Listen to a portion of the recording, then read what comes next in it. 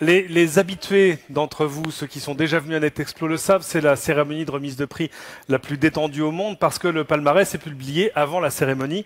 Donc il n'y a pas d'angoisse, personne ne vient ici en se disant est-ce que je vais rester dans ma chaise et être forcé de sourire. Non, non, tous les lauréats qui sont ici vont venir sur scène. Il reste juste un soupçon de suspense sur le nom du grand gagnant, sur le nom du Grand Prix NetExplo de l'année.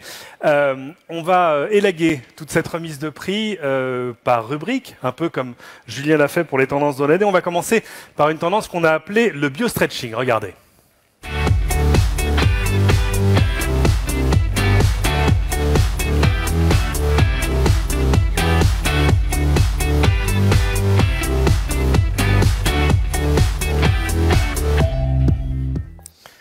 Alors, pour introduire cette tendance, normalement sur cette scène, vous auriez dû avoir un des habitués, là aussi, un des abonnés, un de nos parrains, j'ai envie de dire, Thierry, Joël de René, qui est le conseiller scientifique à la présidence d'Universcience. Malheureusement, il n'a pas pu être avec nous aujourd'hui.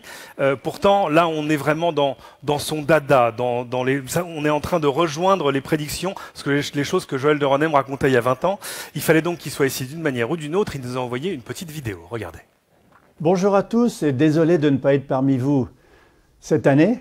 Je suis en effet pris par des réunions à l'étranger, mais je voulais vous manifester mon intérêt pour des lauréats touchant à un secteur qui me passionne, comme vous le savez depuis longtemps, la biologie.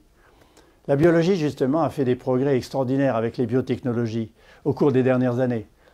Génie génétique, évidemment, l'épigénétique dont on parle de plus en plus, mais aussi et surtout, et moins connu, la biologie de synthèse et le corps augmenté.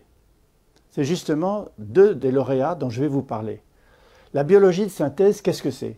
C'est le fait de pouvoir utiliser les briques du vivant pour fabriquer du vivant, des briques issues du vivant, comme des protéines, des séquences d'ADN, fabriquer des bactéries qui n'existent pas dans la nature, pour produire des médicaments, pour produire des parfums, pour produire de l'énergie. Justement, ceux qui le font, qu'on appelle d'un nom qui est un peu péjoratif des biohackers, sont non seulement des grands professionnels dans des laboratoires d'université, mais beaucoup de jeunes qui se lancent dans des groupes qu'on appelle DIY Bio, qui veut dire en anglais Do It Yourself Bio. Beaucoup d'entre eux participent au grand concours international IGM. Il y a d'ailleurs pas mal de Français qui en font partie. Et on donne un prix à ceux qui inventeront la bactérie grâce à la biologie de synthèse qui fabriquera les produits les plus intéressants. Mais le problème, c'est qu'il faut des outils souvent coûteux pour faire ça. Ils vont sur eBay acheter des synthétiseurs d'ADN, ils vont sur eBay acheter des centrifugeuses, mais le côté génial du produit amino, dont je vais vous parler, c'est que c'est un kit de production, une micro-usine personnalisée, où tout est là, c'est un kit intégré. Donc il a été mis au point par Julie Lego, dont vous verrez les très jolis tatouages sur les vidéos. Julie Lego a inventé, conçu, une machine entièrement intégrée, où on a les centrifugeuses, on a la capacité de mélanger des produits pour fabriquer des bactéries nouvelles. Donc c'est un débouché extraordinaire qui va créer aussi ce qu'on pourrait appeler le Open Biology, la biologie ouverte, comme on a les logiciels ouverts aujourd'hui. Le deuxième exemple, c'est le corps augmenté. Le corps augmenté, c'est la possibilité de fabriquer des prothèses. Pour ça, il faut des interfaces numériques et souvent des imprimantes 3D. Mais le côté génial de Aiko, avec la collaboration de Lego, c'est de permettre à des jeunes, à des enfants même, de contribuer à concevoir leur propre prothèse et la fabriquer. Déjà, on sait faire des mains, des bras, des jambes commandées par le cerveau. Donc ces nouvelles prothèses sont commandées par le cerveau. Donc il y a du numérique dedans, il y a aussi des matériaux en imprimante 3D. Et Aiko a réussi à faire ça, et c'est un projet extraordinaire, parce qu'il donne la possibilité d'étendre son corps. Alors justement, pour le futur, ce que je voudrais dire, c'est qu'on va de plus en plus vers le corps augmenté et la possibilité pour chacun de créer des augmentations de son corps. Bien sûr, on en a déjà. Nos smartphones dans nos poches, c'est une augmentation de nos sens. On a le sens de l'orientation, on a le sens de l'ubiquité, on n'est pas né avec. Donc, on a la possibilité d'augmenter son corps. Mais essayons de réfléchir à ce que ça veut dire si on va trop loin. Si j'ai un bras articulé qui fonctionne parce que par transmission, par Internet, je fais bouger un bras ou une main, ou des jambes, ou si je me rajoute des sens à mon corps pour voir ou entendre différemment, est-ce que je suis toujours humain? Est-ce que l'humain augmenté ou l'humain fait de pièces détachées est toujours humain? C'est une question très importante pour le futur à laquelle il va falloir répondre parce que l'augmentation du corps est liée à une réflexion philosophique sur le surhomme, ce que Nietzsche appelait le surhomme et ce que Aldous Huxley appelait les alphas, les gammas et les omégas. Évitons ces différences dans l'humanité et réfléchissons beaucoup à ce que nous faisons en augmentant le corps dans l'avenir. Je vous avais bien dit qu'il était intarissable sur le sujet. Je vous demande d'accueillir sur scène nos deux premiers lauréats. Please welcome Julie Legault from Canada for Project Lumino et Carlos Arturo Torres Tovar à ses côtés, on the side of the stage. Bonjour. Mettez-vous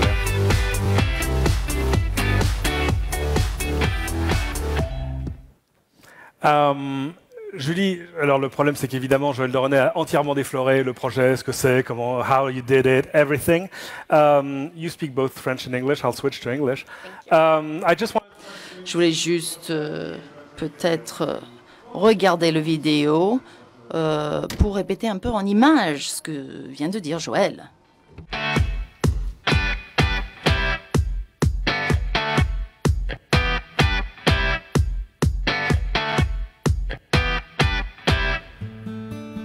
This will be the century of biotechnologies.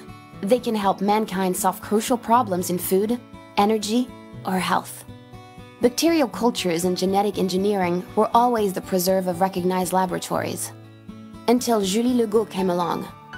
A designer by training, she wants to make synthetic biology more meaningful for the general public.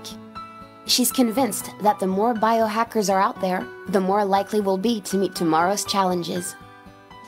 So Julie designed Amino, a miniature lab for everyone, contained in a small box. Amino works in 3 stages. First, you can make your own living cells by incorporating DNA sequences into bacteria. Then, using the kit's built-in sensors, you check that the conditions are right for your creatures to multiply. Finally, by feeding and taking care of them, you can keep them alive as long as you want. Like 3D printers that let people manufacture objects, Amino enables anyone to make their own living things. So you're one of the biohackers that Joël was talking about. Donc vous êtes une des biohackers dont Joël parlait. Donc vous êtes des premiers projets qui a été crowdsourcé. Comment est-ce que ça a marché? Bon, ce qu'on essaie de faire, c'est vraiment de rendre la génie biologique abordable à tous. Donc, on utilise un système basé sur application. On crée vraiment une lumière autonome. On crée avec une lumière comme une luciole et on essaie de le faire durer dans le temps. Donc, on vendait les kits, mais on vendait aussi le pourquoi. Donc, qu'est-ce que vous allez faire avec? Allez, vous pouvez acheter et l'utiliser à la maison. Oui, mais alors, mais si vous leur dites qu'ils peuvent utiliser pour fabriquer de l'insuline aussi, eh ben, ils commencent à y réfléchir. Et puis, on est les premiers à le faire. Donc, haha. Donc, Carlos, vous allez commencer le projet ICO. Donc, l'idée, c'était vraiment de augmenter le corps, donc pour quelqu'un qui manque un bras ou une jambe, mais ça existe déjà, mais donc vous l'avez hacké vraiment, vous l'avez rendu plus simple, plus ouvert. Bon, on va regarder les vidéos d'abord.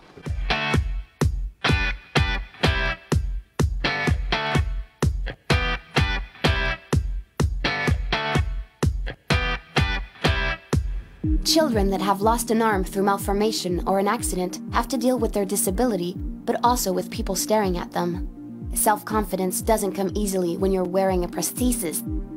For Carlos Torres, the problem is that modern prostheses are functional, but not very human. They're designed solely to fill a gap. This designer thinks that if we made them creative and fun as well, it would change other people's perception. What's a toy that's both creative and fun? Lego, of course. That's how Carlos thought up the IKEO project. At first glance, this prosthetic arm looks conventional, except that the parts are 3D printed, it's programmable, and the hand can be replaced with any Lego construction. From a spaceship to a laser beam or a remote-controlled digger, The only limit is the imagination of the owner and their friends who join in the fun. The prosthesis that made wearers uncomfortable is now a source of creativity and even pride.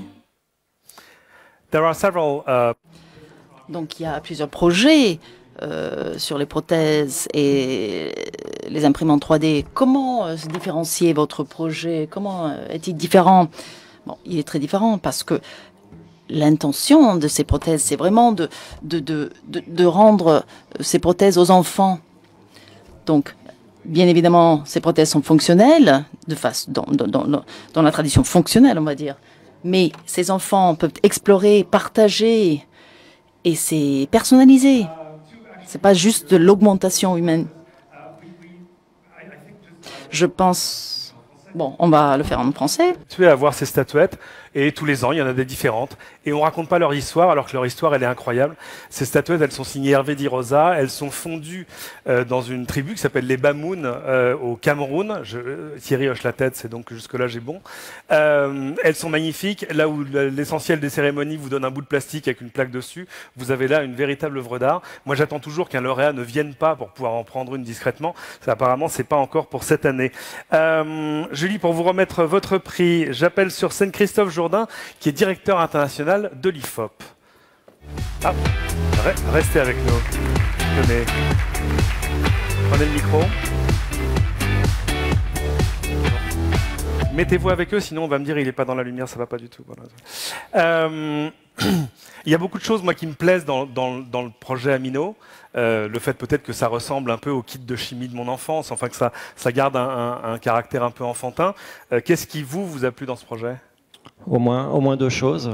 La première, c'est que cette innovation nous semble illustrer cette tendance du digital à démocratiser les savoir-faire et à donner à l'individu la capacité d'agir. Alors ici sur le vivant, avec la possibilité de réaliser des choses qui peuvent être extraordinairement positives, anodines, voire dangereuses. On parle de biohacking. Et le deuxième aspect, c'est avec cette dimension de boîte à outils, l'illustration là aussi d'une tendance de la culture digitale à privilégier, à favoriser les savoirs qui sont issus de l'expérimentation individuelle, plutôt que le savoir plus théorique, plus livresque des experts. Donc il y a une dimension, je dirais, fondamentalement pragmatique, avec un petit aspect ludique qu'on trouve intéressant. Bien, je vais vous prendre le micro et je vais vous laisser remettre son prix à Julie. Je vous en prie. Congratulations, ça s'applaudit.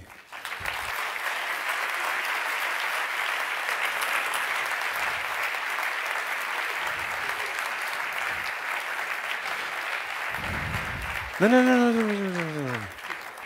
Camera's over here. Ah, there's the camera. There you go. This way. I'll put arrows for later, don't worry. Carlos, to award you your prize, I would like to... Carlos, donc je vais demander à Nicolas Bordaz, le président, the president of TVWA Europe. Are you the president or the vice president? Let's give him a round of applause. Il y a un aspect à la fois d'utilité immédiate, c'est-à-dire qu'évidemment, on est en train de révolutionner le marché de la prothèse, et puis en plus, on le fait de manière ludique en permettant à ses utilisateurs de l'apprivoiser et de la customiser. Moi, c'est ce que j'ai de préféré dans ce projet. Il y a d'autres aspects? Oui, c'est de mon point de vue, peut-être parmi les 10 projets, l'idée la plus forte et peut-être la plus créative. Pas simplement parce que, comme le disait Joël de René, on transforme un homme augmenté en un humain augmenté, puisque c'est tout l'enjeu du progrès, c'est d'être au service de l'humanité et pas juste au service de l'homme, mais aussi parce que non seulement cette conception de la prothèse témoigne aussi d'une compétence psychologique, psychosociologique, et qui permet à l'enfant d'être lui-même créatif et donc d'apprivoiser sa prothèse, mais en plus, ça le transforme complètement vis-à-vis de son environnement.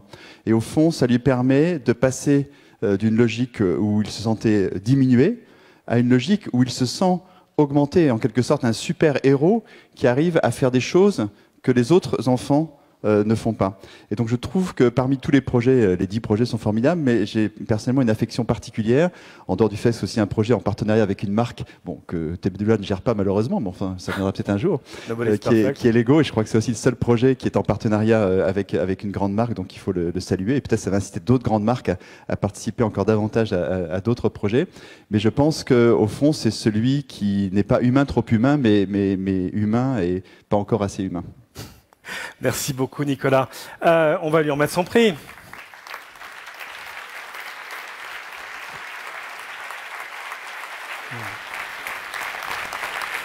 Alors, en fait, Nicolas, la caméra est là-bas.